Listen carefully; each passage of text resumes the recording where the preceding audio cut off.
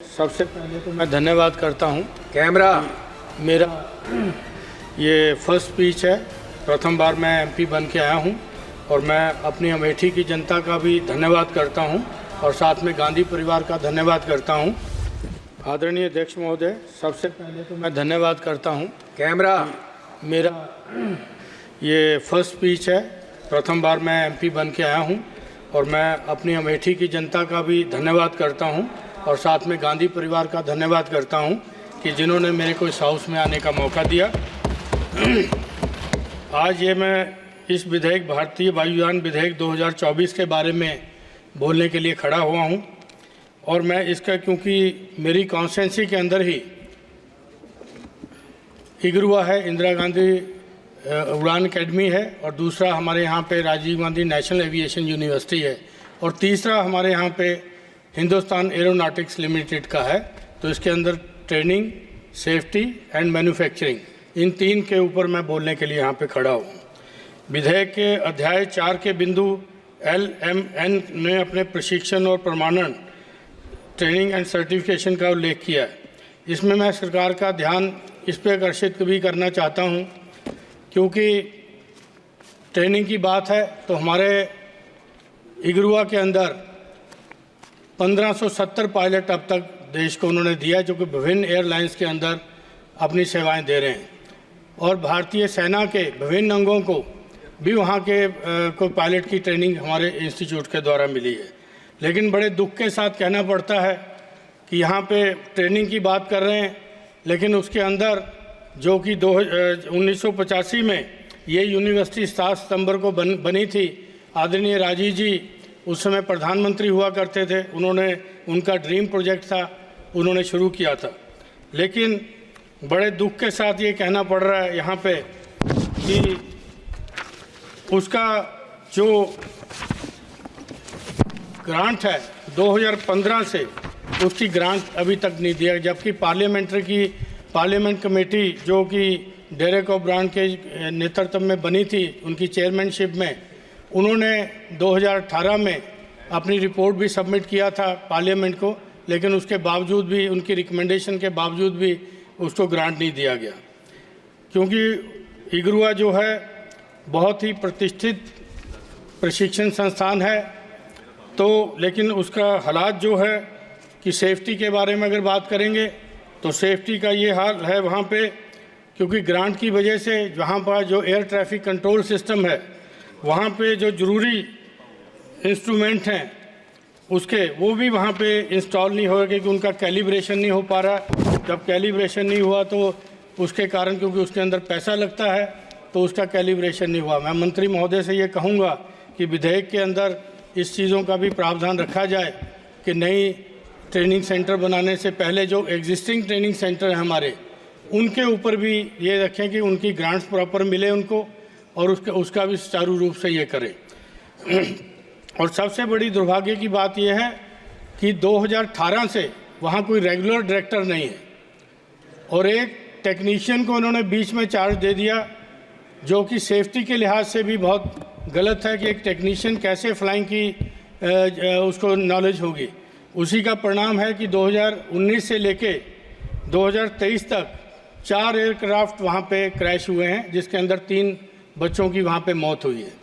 तो ये सेफ्टी के नॉर्म्स की बात है, तो इसका भी माननीय मंत्री जी संज्ञान लेंगे, क्योंकि एग्जिस्टिंग जो हमारे हैं उनके ऊपर भी ध्यान दीजिए, बाकी नए तो जो खोलने हैं आप खोलिएगा ही उसको।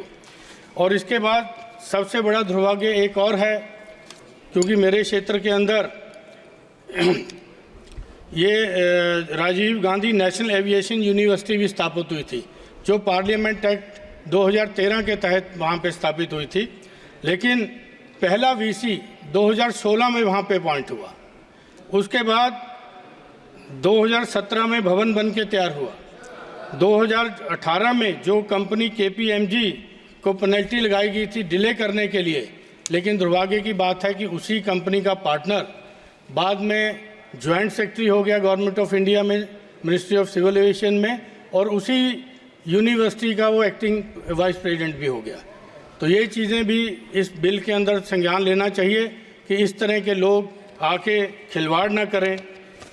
क्योंकि जो डिफ़ाल्टर है, जिसकी कंपनी वहाँ पे डिफ़ाल्टर हुई अपना कंस्ट्रक्शन में, वही आदमी बन के चला आया। तो उसके बाद मेरा 2019 में पहला रजिस्ट्रार वहाँ पे हुआ, 2013, 2019, 6 साल आप लगा लीजिए। उसके बाद फिर 5 अगस्त 2019 को पहला वहाँ कोर्स लॉन्च हुआ, जो पीजी डिप्लोमा एयरपोर्ट ऑपरेशंस का कोर्स है। तो वहाँ पे क्योंकि ये चीज़ें वहाँ हो रही हैं, जो कोर्स वहाँ पे चलने चाहिए थे अब तक, वो अभी तक वहाँ पे नहीं चल रहे। तो ये क्योंकि बहुत महत्वाकांक्षी ये पार्लियामेंट एक्ट के तहत ये बनी थी यूनिवर्सिटी, और ये सेंट्रल यूनिवर्सिटी है, तो उसका संज्ञान मंत्री जी को लेना चाहिए। उसके बाद जो इसकी सेफ्टी की बात करेंगे, तो यहाँ पे एक कोर्स शुरू किया गया था। वो कोर्स ये शुरू किया गया था कि वहाँ पे फायर सेफ्टी के लिए कोर्स शुरू किया गया था।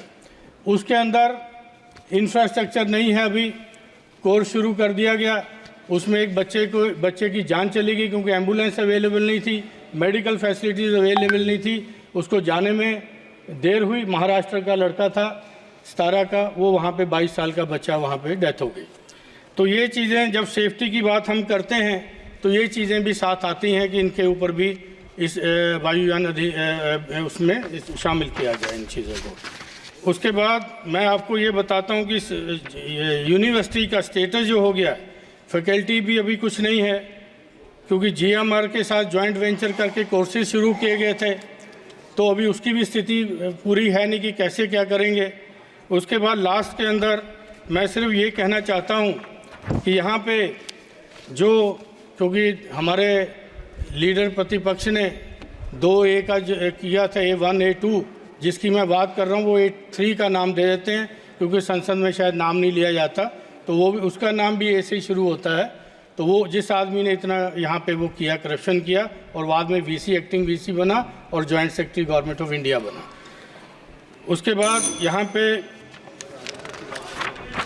दूसरा ये था, यहाँ पे क्योंकि मेरे यहाँ पे हिंदुस्तान एरोनॉटिक्स लिमिटेड की भी फैक्ट्री है, उसके अंदर मैं ये जानना चाहता हूँ कि इस विधेयक के अंदर, क्योंकि ये जो प्राइवेट प्लेयर्स की बात चल रही है, क्या ये HAL को भी उसका मैन्युफैक्चरिंग का काम देंगे या प्राइवेट प्लेयर्स उसके अंदर आएंगे?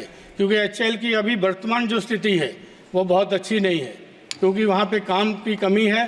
तो ये है कि अगर वो पब्लिक सेक्टर है तो उसको भी काम दिया जाए। और बाकी क्योंकि मैं पंजाब से आता हूँ, तो अमेठी मेरा संसदीय क्षेत्र है, तो पंजाब में आदमपुर जो हमारा हवाई अड्डा है, वो NRIs का मेन गढ़ है। तो उस हवाई अड्डे पे नेशनल इंटरनेशनल फ़्लाइट्स भी अगर शुरू करेंगे तो अच्छा रहेगा, क्योंकि NRIs बहुत से लोग जो हमारे विदेशों में रहते हैं वहाँ से जाते हैं। तो मैं दूसरा, हमारा फुर्सतगंज का जो सिविल एयरपोर्ट बनाने की बात थी, उसका भी काम चल रहा है, लेकिन इतनी धीमी गति से चल रहा है काम कि अगर उसको भी पूरा करेंगे तो हमारे अमेठी और रायबरेली, प्रतापगढ़, ये तमाम ज़िलों के लोगों को लाभ होगा। धन्यवाद महोदय जी, आपने मेरे को बोलने का दिया। धन्यवाद।